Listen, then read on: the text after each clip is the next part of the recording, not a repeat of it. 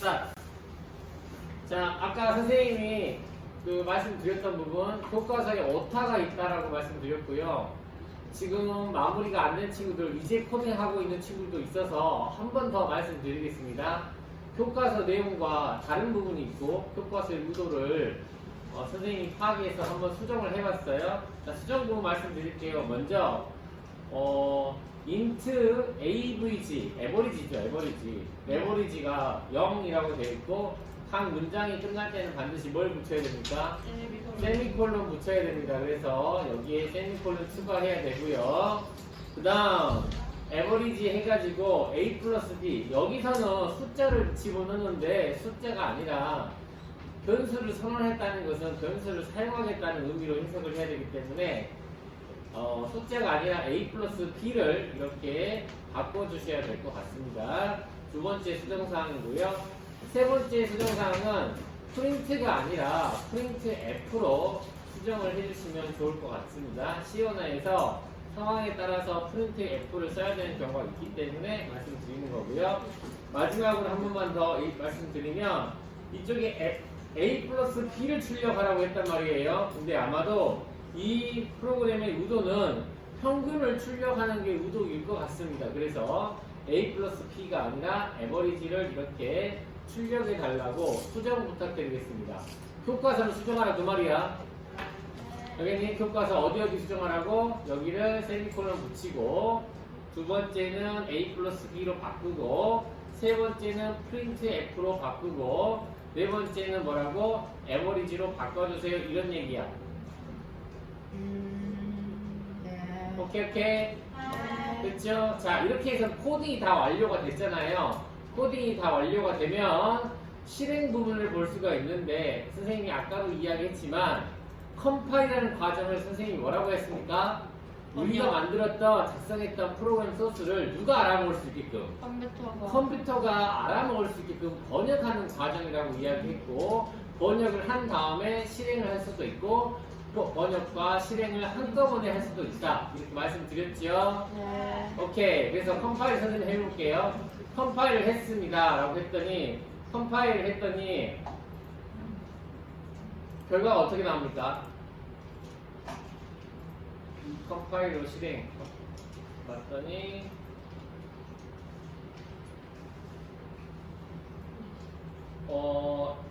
에러 메시지가 떠요 안 떠요? 안 떠? 네. 에러 메시지가 떠야 정상인데 왜 그러지? 파일 저장 안 해서 그런가? 잠깐만요.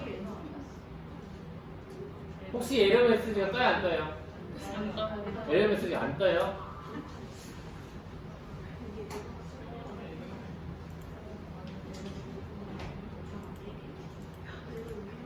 그게 의도가 아닐 텐데.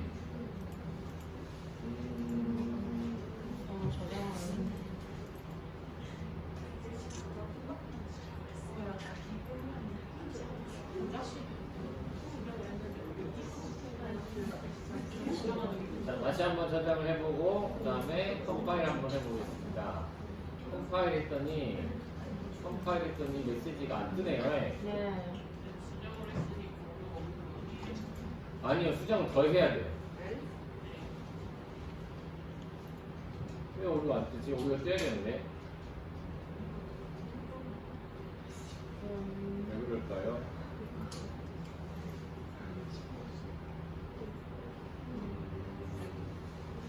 자, 그럼 보겠습니다. 일단은 여기서 보면 우리가 오류의 종류를 여러 개를 배웠습니다. 기억나세요? 네. 어떤 오류들이 있다고? 첫 번째, 컴파일 오류가 있었고, 두 번째는 런타임 오류 있었고, 세 번째는 논리 오류가 발생한다라고 하는 걸 배웠어. 네. 근데 실행을 했더니 논리 오류가 발생했음을 확인할 수가 있거든. 자, 왜 그런지 볼게. 봐봐. 우리가 A에다가 10을 넣고 B에다가 5를 넣었어. 에버리지 계산하면 어떻게 돼? 두 개를 더하고 2로 나누니까 얼마 나와? 7.5. 얼마 나오니? 7.5. 7.5 나오지? 네. 실제 한번 실행해볼까? 실행해봤더니 얼마 나왔어? 밀리 상단. 실행해봐. 그럼 확인할 수 있어. 얼마 나와? 7 나와요. 7 나오지. 이 오류가 바로 뭐야? 논리. 그렇죠. 논리 오류라고 할 수가 있겠네요. 그렇죠? 네. 이 무슨 얘기야? 내가 의도한 건 7.5를 계산하려고 다음 프로그램을 작성한 건데 실제적으로 뭐가 나온 거야?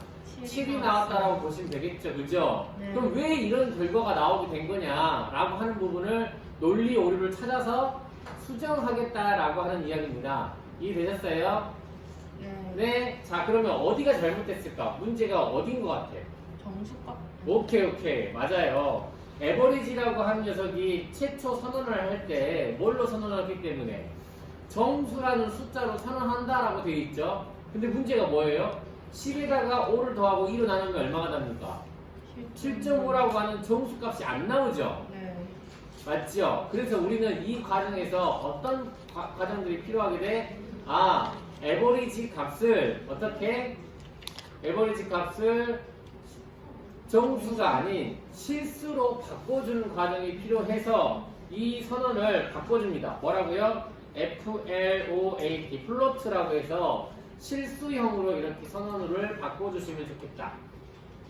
자, 따라해보세요. FLOAT라고 바꿔주시면 되겠습니다. 이 선언이 뭐라고? 실수. 정수 말고 실수로 선언해준다라고 하는 거예요.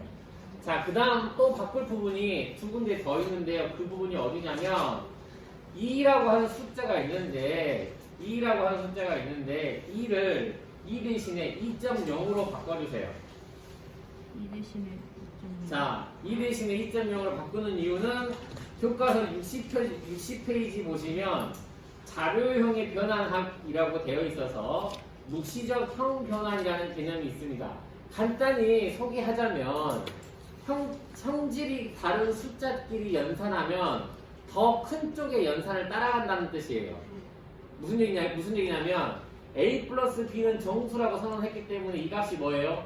정수죠. 근데 얘를 정수로 선언하면 얘는 정수니까 정수로 인식을 한다는 얘기예요. 근데 얘를 한쪽을 뭘로 바꿨더니 실수로 바꿔줌으로써 자연스럽게 뭘로? 실수의 계산으로 바꿀 수 있다라고 소개되고 있는 내용이 묵시적 형 변환이라는 개념이에요. 자, 그리고 마지막에 또 이것도 아직 안 배운 내용인데 교과서의 뒤쪽에서 배울 내용인데 있어서 잠깐 소개해드리면 프린트 F라고 되어 있고요. 그 다음에 나눗셈 D라고 표현된 부분이 있습니다. 그죠? 네. 그 부분은 72페이지, 73페이지 한번 보세요. 표준 입출력 함수 중에서 소개되고 있는 내용인데 어떻게 되어 있냐면 나눗셈 D는 정수일 때 사용되는 표현이에요. 근데 우리가 실수로 바꿨기 때문에 이 정수를 D가 아니라 뭘로? F로 바꿔줘야 됩니다.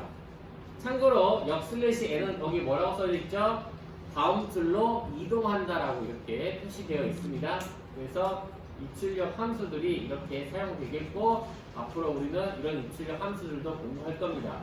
알겠습니까? 자, 이렇게 해서 컴파일 실행해봐. 자, 어떤 결과가 나왔어요? 7.5000이라고 해서 어떤 값으로 우리가 원했던 7.5라는 값이 나왔고 그리고 또 뭐라고? 실수 형태의 값이라고 하는 것을 확인할 수가 있네요. 네. 알겠습니까? 자, 이런 식으로 우리가 확인이 가능하겠다. 촬영 정지. 네.